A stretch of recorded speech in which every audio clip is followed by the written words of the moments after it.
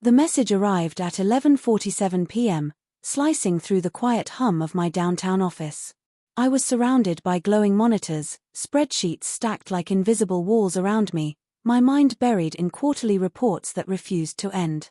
The faint buzz of my phone snapped me out of the numbers, and there it was, Dad's name, illuminated across the dark screen. His text was short, cruelly efficient. "We're selling the house tomorrow. Your things will be on the curb. Don't bother coming by."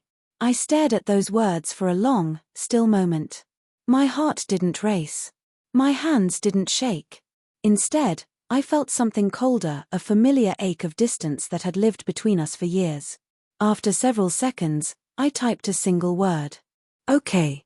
What Dad didn't know, what no one in my family knew, was that the house he was so ready to throw me out of wasn't even his anymore. I owned it. 3 years earlier, when Dad's construction company, Morrison Construction, had collapsed under unpaid contracts and debts, the bank had prepared to seize everything. I couldn't stand to see my parents lose the home we grew up in, so I had quietly stepped in through my holding company, Sterling Properties LLC, and bought the mortgage outright. They never knew. They thought they were still paying off their loan, struggling to keep the bank happy. In reality, I had allowed them to live there rent-free, their mortgage payments secretly feeding a trust fund I'd created for their retirement. Every month, as they mailed off those checks believing they were fighting to stay afloat, I was quietly ensuring they'd never drown. The irony of Dad's message wasn't lost on me. He was selling a house that didn't even belong to him, ready to throw my memories, my childhood, and my dignity out on the street, all while standing on land I had bought with my own money. The phone buzzed again. Another message from Dad. "And don't expect any more family support. You've been nothing but a disappointment. Time to face the real world." For a long while, I just watched the text glow against the darkness. No tears came. No reply. Just a slow exhale, as I placed the phone face down beside the reports and whispered to no one, "Tomorrow is going to be interesting." Morning arrived with a crisp chill that wrapped itself around the glass walls of my office. The city below was already awake, cars threading through streets lit by smart signals my company had designed, buses humming on routes managed by our software. At 8:15 a.m., my phone rang. The name on the screen made me pause. Richard Morrison, my realtor. He'd been my silent intermediary for years, handling every property transaction linked to my family without them ever knowing who really owned the deeds. "Good morning, Richard," I greeted, still watching the skyline from my office window. "Miss Sterling," he said, his voice uneasy, "I have a situation. There's a man here insisting he owns the property at 1247 Maple Street and wants to list it for sale immediately." My lips curved in a small, knowing smile. That would be Robert Morrison, my father. "Put him on speaker." There was a shuffle, the sound of papers, and then came Dad's familiar voice, loud, impatient, and certain of his own authority. "Look, I don't know who this Sterling person is, but I own this house free and clear. My family has lived here for 15 years. I want it listed today. 850,000. Cash offer preferred." Richard's tone remained calm, polite, professional. "Sir, I believe there's been a misunderstanding. According to the county records, this property belongs to Sterling Properties LLC. You'd need the owner's authorization to list it." "That's impossible," Dad barked. "I have the deed right here." Richard's voice softened.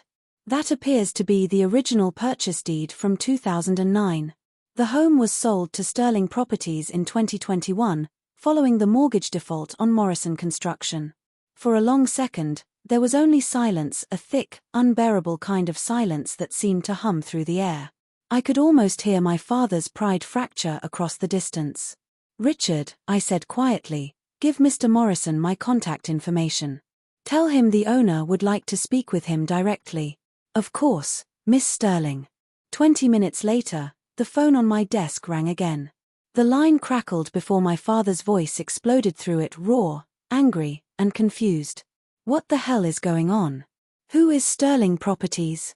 How did they get my house?" "Hello, Dad," I said softly. The silence that followed stretched for what felt like forever. Then, in a low, uncertain tone, he asked, "Alexandra, what are you talking about? How do you know about this?" Because Sterling Properties is mine, I said. I bought the house 3 years ago when your mortgage defaulted. For a moment, there was nothing. Just breathing, slow, unsteady breathing on the other end of the line. Then came a whisper, so faint it barely carried through. You own our house. Yes. And for 3 years, every payment you've made, the ones you thought were going to the bank, went into a retirement fund for you and Mom. I wanted to make sure you'd always be taken care of. This isn't possible, he muttered, disbelief thick in his voice. You don't have that kind of money. You work at some little tech company. You drive that old Toyota. I smiled faintly. I drive a 2018 Camry because it's reliable. And yes, I work in tech. I'm the CEO of Sterling Tech Solutions. On the other end, there was a sound, a faint gasp, maybe a hand tightening around the phone. Dad, I said quietly, are you sitting down? Because there's more we need to talk about. He didn't respond. Sterling Properties doesn't just own your house, I continued. We own the entire Maple Street neighborhood, 47 homes, all purchased over the past 4 years as part of our investment expansion. That's not possible. His voice broke halfway through the words. Would you like to see the portfolio? I offered. I can send you the documentation. Alexandra, he whispered. I don't understand. How could you afford? When did this happen? We had no idea. You didn't know, I said, my tone calm but weighted, because you never asked. I could hear a woman's voice behind him, my mother's, trembling with confusion. What's happening? Who are you talking to? Put me on speaker, I said. Mom should hear this too. A small click followed, then her voice came through, fragile and unsure. Alexandra, honey, what's going on? Hi, Mom, I said gently. Dad and I were just discussing the house situation. What house situation? She asked, panic rising. Your father said we were selling. Mom, I interrupted softly, sit down. There are some things I've been waiting to tell you, things about my career, about my life, that I haven't shared before. And as the morning sun filtered through my glass office walls, painting gold lines across the polished floor, I knew that today wasn't just going to be interesting. It was going to change everything. Things I haven't shared before, I repeated slowly, the words tasting bittersweet as they left my lips. My voice echoed slightly in the silence that hung between us, heavy and uncertain. I could hear the faint rustle of fabric on the other end, my mother sitting down, my father pacing in the background, his breath uneven. Alexandra, Mom began softly, her voice shaking the way it did whenever she was nervous, you're scaring me. What are you talking about? I turned toward the window, the morning light glinting against the skyline, casting reflections across the glass like scattered stars. Below me, the city pulsed with life, cars threading through traffic, people hurrying to work, each of them chasing their own small dreams. And here I was, about to shatter the illusion my parents had built about me for years. Mom, I said gently, do you remember when I left home after college? You both thought I was just working at a small tech firm, living paycheck to paycheck, right? Yes, she said hesitantly. You always said work was hard, that you couldn't visit because of deadlines. I let out a soft, humorless laugh. That was true. But what I never told you was, I wasn't just an employee there. I co-founded the company. Sterling Tech Solutions started with me and 2 friends in a 1-bedroom apartment, coding until dawn, living off instant noodles and vending machine coffee. We built software for city systems, infrastructure analytics, transport routing, traffic algorithms. One project after another, one sleepless night after another, until the city contracts started rolling in. There was a pause, a long one. Then Dad's voice broke through, still rough and defensive. So what? You made a little startup money. That doesn't mean you could buy houses. You expect me to believe. Dad, I interrupted quietly, our startup went public 2 years ago. That silence again, deeper this time. I own 41% of the company, I continued, steady and calm.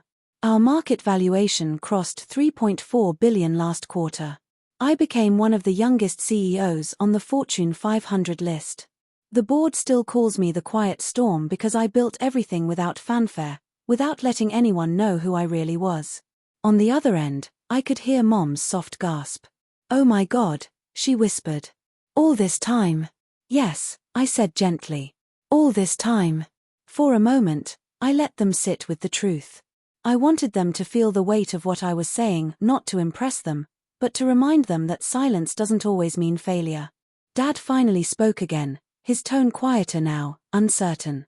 You mean to tell me that all these years, while your mother and I were scraping by, you were a millionaire? More than that, I said simply. But money was never the point, Dad. I didn't buy the house to show power. I bought it to protect you. I saw you drowning in debt, losing everything you worked for. I just wanted to help, but I knew if I told you, your pride would never allow it. His breath caught. You think you know me so well. I do, I said softly. I grew up watching you fight the world, refusing help even when you needed it most. I saw you break your back to give us a decent life, and I admired that. But somewhere along the line, that pride turned into a wall, one that kept everyone, even your own daughter, locked out. There was a long silence. Then Mom's voice, fragile but kind, broke through again. Sweetheart, you should have told us. We thought you were struggling. We thought. I know, I said, smiling sadly. I didn't want you to worry. I just wanted to see you happy, to make sure you never lost your home. Dad muttered under his breath, and now you own it. Yes, I said softly. But it's still yours. I never planned to take it from you. He didn't answer, but I could hear him pacing again, the heavy steps of a man trying to carry a lifetime of pride that suddenly felt heavier than before. Then his voice, cracked and sharp, filled the line. You think this makes me feel proud, Alexandra? That my daughter, the same one I told to be practical, to find a stable job, is now telling me she secretly saved me? Do you have any idea how that feels? Yes, I said calmly, though my throat tightened. It feels like the world turned upside down. But it's not shame, Dad. It's love, just expressed in a language you never learned to read. The silence that followed was thick with emotion. My mother was crying softly now, the quiet kind of cry that comes when truth feels too big to hold. I leaned against my desk, staring at the framed photo of me as a child sitting on my father's shoulders, laughing in the summer light. That little girl had always wanted to make him proud. And maybe, in her own way, she still did. Dad, I whispered, do you remember when you used to say success only counts if you earn it with your hands? I remember, he said quietly. Well, I said, I built this with my hands. Just not the kind that lift bricks, the kind that build systems, networks, dreams. I fought my way here. Every line of code, every contract, every sleepless night. You taught me to work hard, I just applied your lesson in a different battlefield. There was a sound, half a sigh, half a broken laugh. You always were stubborn. I learned from the best, I said with a small smile. He didn't speak for a while. Then, his voice came again, softer this time. So what happens now, Alexandra? You going to evict your old man from his own house? I laughed gently, though my eyes burned. No, Dad. I'm transferring the deed back to your name. No payments. No conditions. It's yours, forever. Mom gasped again. You can't just give it away like that. I can, I said. And I want to. Because I've spent years building an empire, but none of it matters if I can't give back to the people who raised me. You taught me to fight for what matters. Well, you matter. The line went quiet. Then, for the first time in years, I heard my father's voice break. I don't know what to say. Then don't say anything, I whispered. Just, come see me. We have a lot to talk about. I don't know if I can face you after everything I said last night, he murmured. Yes, you can, I said. Because I'm still your daughter. Nothing's changed, except that now you know who I really am. The sound of his breathing filled the line, heavy, uncertain, but softening. Finally, he said, all right. We'll come tomorrow. Good, I said quietly. And Dad? Yeah. Maybe next time before you decide to sell something, I said with a small, teasing smile, make sure it actually belongs to you. For the first time, I heard him laugh, a low, reluctant laugh that carried both shame and relief. As I ended the call, the city outside seemed brighter. My reflection in the glass looked back at me, calm, composed, but finally at peace. Tomorrow, I thought, would be more than a family reunion. It would be redemption. The next morning arrived with a golden quietness, the kind that feels like the world is holding its breath before something important. I woke before dawn, unable to sleep, the conversation from last night still echoing in my mind like an unfinished symphony. The city outside my penthouse was bathed in soft amber light, its glass towers glinting as the first sun stretched across the skyline. From here, I could see everything: the city I helped design, the infrastructure my company built, the world I had carved piece by piece with my own hands. Yet today, none of that seemed to matter. What mattered was that my parents were coming. For years, I had imagined this moment, my mother seeing the life I'd built, my father realizing the daughter he'd underestimated had built an empire. But now that it was real, I wasn't thinking about pride or victory. I was thinking about forgiveness. At precisely 10:04 a.m., the building's front desk called to announce their arrival. "Ms. Sterling, your guests are here, Mr. and Mrs. Morrison." I took a slow, steady breath and said, "Send them up." As the elevator chimed and the doors slid open, I saw them, both standing stiff and uncertain, like strangers stepping into another world. Mom's eyes darted around the sleek marble floors, the minimalist decor, the floor-to-ceiling windows overlooking the city. She looked overwhelmed but proud, her hands nervously clutching her purse. Dad, on the other hand, was silent, his jaw tight, his gaze wandering over everything but me. He looked smaller somehow, his confidence dimmed by the quiet opulence surrounding him. "Hi, Mom," I said softly, stepping forward. She smiled shakily and opened her arms. The hug she gave me was warm, trembling, and full of years we hadn't shared. "Oh, sweetheart," she whispered. "You live like this." I smiled. "Yes, but it's just walls and glass, Mom. Nothing more." Dad stood a few feet behind her, still taking in the space. Finally, his eyes met mine. "You did all this by yourself?" he asked, his voice quieter than I'd ever heard it. "With a few good people by my side," I replied gently. "But yes, I built this life." He nodded slowly, his expression unreadable. I could see the war inside him, pride battling guilt, love wrestling with shame. "Come on," I said softly. "Let me show you something." I led them to the living area, where floor-to-ceiling screens displayed real-time data, city energy grids, transportation analytics, live progress charts. With a swipe, I changed the display to a simple dashboard labeled Morrison Trust. Mom leaned forward. "What's this?" "This," I said, smiling faintly, "is what I built for you." The screen showed a financial portfolio, the home deed, the retirement account, the monthly growth chart. Every payment they had made over the years had been invested safely, growing quietly behind the scenes. Dad stared at it, speechless. "You kept this all hidden from us?" "I didn't want you to feel like you owed me anything," I said softly. "You always taught me to stand on my own 2 feet. I just wanted to give you the same chance," quietly. Mom's eyes filled with tears. "You did all this, for us." "Yes," I said simply. "Because no matter how far I go, I'll always be your daughter. And I wanted to make sure you'd never have to worry again." Dad's voice cracked slightly. "I spent years thinking you were lost. That you didn't know what you were doing with your life." "I know," I said, looking at him gently. "And maybe I let you think that. Because I wanted to build something real before I showed it to you. I didn't want to prove you wrong, I wanted to make you proud." He looked away, his shoulders heavy with emotion. "I said some terrible things to you," he admitted quietly. "Things I can't take back." "I know," I whispered. "But I also know why you said them. You were scared that I'd fail, that I'd end up hurt. You've always protected me in your own way. Even if it didn't feel like it." He finally looked at me then, and for the first time in years, I saw tears welling in his eyes. "I didn't raise you to be weak," he said hoarsely. "But I also didn't think you'd grow this strong." A soft laugh escaped me. "Guess I took your lessons seriously." He smiled faintly, a small, broken, but genuine smile. Mom walked around, touching the framed photos on the sideboard, me with my co-founders, shaking hands with city officials, receiving awards. "We missed so much of your life," she said quietly. "I missed you too," I admitted. But now we can start again. Dad sat down on the sofa, his rough hands folded together, still processing everything. You really own half of Maple Street? He asked, half joking, half incredulous.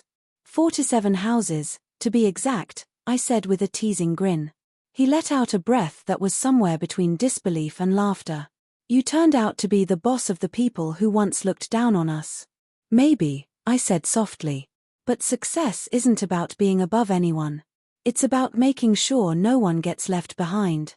For the first time, his eyes softened completely. You sound like your mother. Mom laughed through her tears.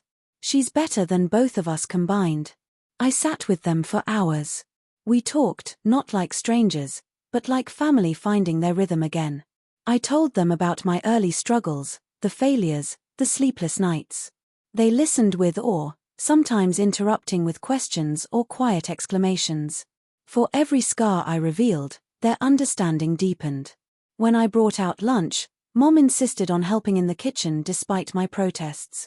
Watching her move among the sleek counters, chopping vegetables and humming softly, filled the room with a warmth I hadn't felt in years. It wasn't just food, it was the return of something sacred. Dad eventually joined her, fixing the loose handle on a drawer like it was the most natural thing in the world. And for a moment, we weren't the tech CEO and the man who once lost everything. We were just a family again. As the sun dipped low and painted the skyline orange, Dad stood by the window, his reflection overlapping with mine. You built a good life, Alexandra, he said quietly. A better one than I ever could have imagined. I looked at him and smiled. You helped me build it, Dad, even if you didn't know it. Every time you told me to stand tall, every time you said don't give up, those words stayed with me. He nodded slowly. Guess I did something right then. You did everything right, I whispered. Mom wrapped an arm around me, her voice tender. I think your father and I have a lot to learn from you now. I smiled through the emotion rising in my chest. No, I said softly. I just finally learned how to love you both the way you loved me, quietly, completely, and without conditions. Outside, the city lights flickered alive one by one, glowing like constellations of second chances. That night, as I stood by the window long after they'd left, I realized something profound. For years, I'd built my empire out of ambition. But today, for the first time, I felt home. The morning after my parents' visit felt different, lighter, calmer, as if the air itself had shifted. For the first time in years, I woke up without that quiet ache in my chest, the one that always reminded me I was alone in my success. The city stretched out before me, shimmering under the pale sunlight. My phone buzzed, not with investor messages or board updates, but a simple text from Mom. Breakfast at your father's favorite diner? We'll wait. I smiled. It had been years since we'd done something so ordinary, so normal. I slipped into jeans, tied my hair loosely, and left behind the polished world of glass and technology for the familiar scent of coffee, pancakes, and home. When I arrived, the little diner was almost exactly as I remembered: red vinyl booths, chipped counters, the faint hum of an old jukebox playing tunes from the 80s. My parents were already there, sitting by the window. Dad was stirring his coffee absent-mindedly while Mom chatted with the waitress like she'd known her for years. Look who decided to join us, Dad said, his tone teasing but warm. I grinned. Traffic, I replied. The city you taught me to survive in doesn't make it easy. He chuckled, and it felt good, natural. For a moment, we were just a family again, without wealth or resentment between us. The waitress came by, setting down plates stacked with golden pancakes, eggs, and bacon. On the house, she said with a smile. Your dad says you're a big deal. I looked at him, eyebrows raised. So you told her? He shrugged, hiding a small, proud smile. Well, people should know my daughter's not just some tech genius. She's my tech genius. Mom laughed softly, covering his hand with hers. The warmth between them made my heart ache in the best way. As we ate, Dad grew quiet for a moment, watching the people outside through the window.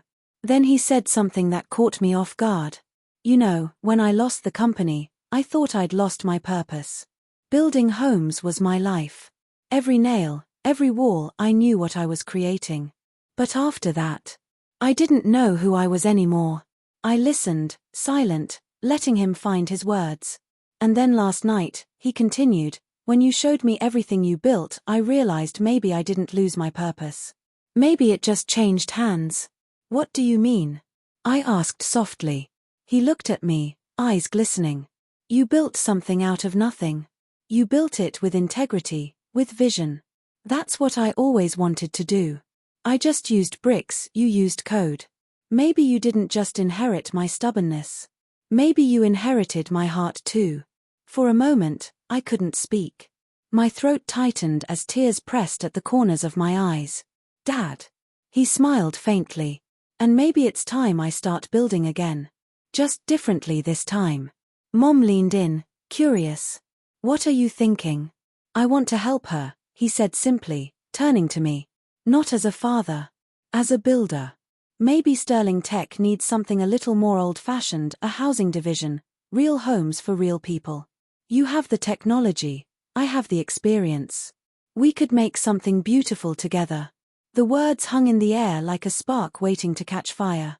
For a moment, I was stunned. My father, the man who had once doubted my every decision, now wanted to work with me. That's actually brilliant, I said slowly. Affordable smart housing, tech-driven homes with low energy costs, automated systems for sustainability. We could change lives, Dad. His eyes lit up in a way I hadn't seen in years. Exactly. And maybe this time, I get to build something that lasts, with my daughter. Mom's eyes were already wet. I can see it now, she whispered. Sterling Homes by Morrison Construction. We all laughed, the kind of laughter that feels like sunlight breaking through clouds. But somewhere inside, I felt a deeper shift, not just excitement, but healing. For years, I had chased success to fill the void of not being seen. Now, for the first time, I didn't need validation. I had connection. As the day went on, we sketched ideas on napkins, modular designs, AI-based resource systems, community layouts. Dad talked about structure and materials while I explained data analytics and green algorithms. Our worlds, once so far apart, suddenly fit together like puzzle pieces that had been waiting all along. When we left the diner, Dad held the door open for me. I never said it properly, he said softly. But I'm proud of you, Alex. Not because of the money or the buildings. But because you never forgot who you are. I smiled, blinking away the emotion. You taught me to remember. Mom joined us, looping her arms through ours. You too can build your cities, she said playfully, but I'm building the kitchen that keeps you both fed. We laughed again, walking down the sunlit street like we used to when I was little, 3 silhouettes against a city I once built alone, now shared with the people who mattered most. That evening, as I sat in my office again, reviewing the napkin sketches from the diner, I felt something stirring, a quiet purpose, a new chapter. Sterling Tech had built systems for cities. But now, with my father, I could build homes for hearts. My assistant knocked softly. Ms. Sterling, the board wants to confirm your next expansion project proposal. I looked up, a small smile on my face. Tell them it's changing. Tell them we're going home. As night fell, I stood once again by my office window. The city glittered below, alive and endless. I thought about the girl who once hid her success to protect her parents and the woman now ready to share it with them. The skyline reflected my face, calm and determined. Behind me, the blueprint of a new project glowed on the wall. Sterling Homes Initiative, Building Futures, one family at a time. And in that reflection, I saw everything come full circle: ambition, forgiveness, love, and legacy intertwined. I whispered to the empty room, "You were right, Dad. We're builders, just of different kinds of homes." Outside, thunder rolled in the distance, not as a warning, but as applause, the universe echoing its approval for a story that had finally found its peace. Months passed like a quiet melody, each day unfolding with purpose and rhythm. The project my father and I began sketching on diner napkins had evolved into something tangible, something breathtaking. The Sterling Homes Initiative was no longer an idea, it was a movement. Together, we had built a model community on the outskirts of the city, 30 smart, energy-efficient homes designed not for the elite, but for families like the one we once were, hardworking, overlooked, and in need of a second chance. The opening day shimmered with golden sunlight. Reporters buzzed near the entrance, cameras flashing as city officials arrived. But my focus wasn't on them, it was on my parents, standing side by side in front of the first finished house, the blue ribbon fluttering softly in the morning breeze. Mom wore her favorite pastel dress, her eyes shining with pride. Dad stood beside her in his construction vest, the sterling logo embroidered above his heart, his name stitched just below it. Seeing him there, not as a man defeated by life, but as a builder reborn, filled me with more pride than any award or recognition ever had. "Ready?" I asked quietly, handing him the ceremonial scissors. He looked at me, his eyes glistening with emotion. "You sure this moment isn't yours?" I smiled softly. "No, Dad. This one's ours." He nodded, swallowed hard, and cut the ribbon. The crowd erupted in applause, cameras flashing as the first family stepped inside their new home, a young couple with 2 children, their faces glowing with disbelief and joy.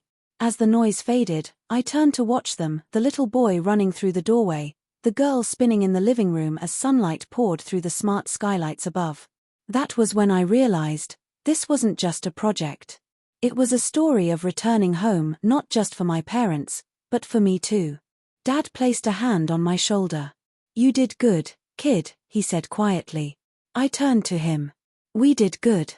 He smiled, that proud, quiet smile I had spent my whole life chasing. "You know, when I built my first house, I thought I was building walls. But you built futures." I felt tears welling in my eyes.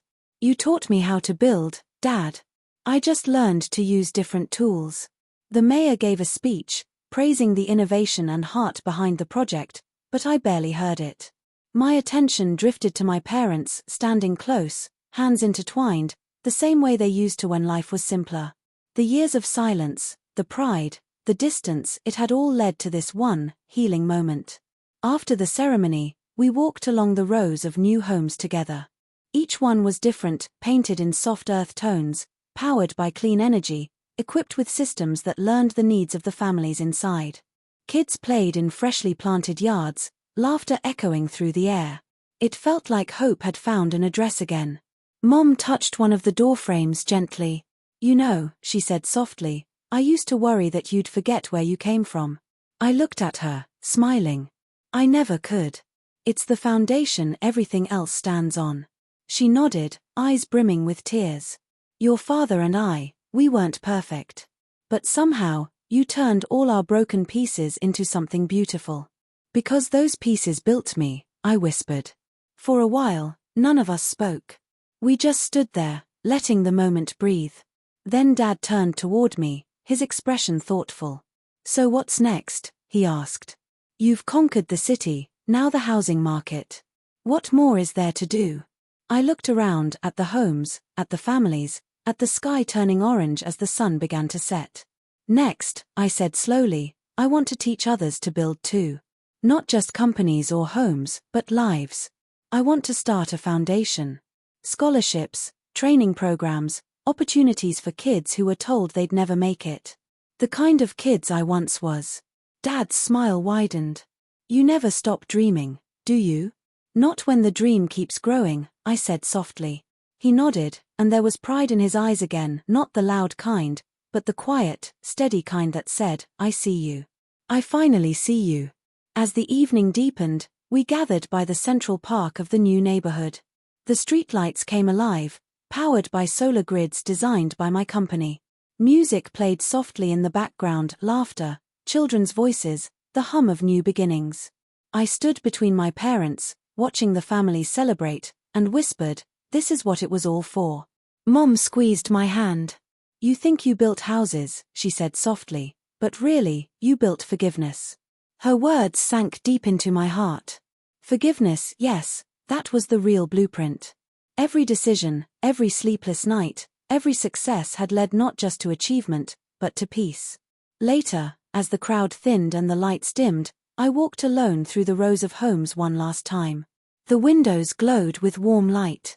Behind every door was a story, a beginning, a hope, a dream. I stopped by the first house again. The young family was inside, sitting together at dinner, laughing. The father glanced up and saw me outside, smiling through the glass. He waved, and I waved back.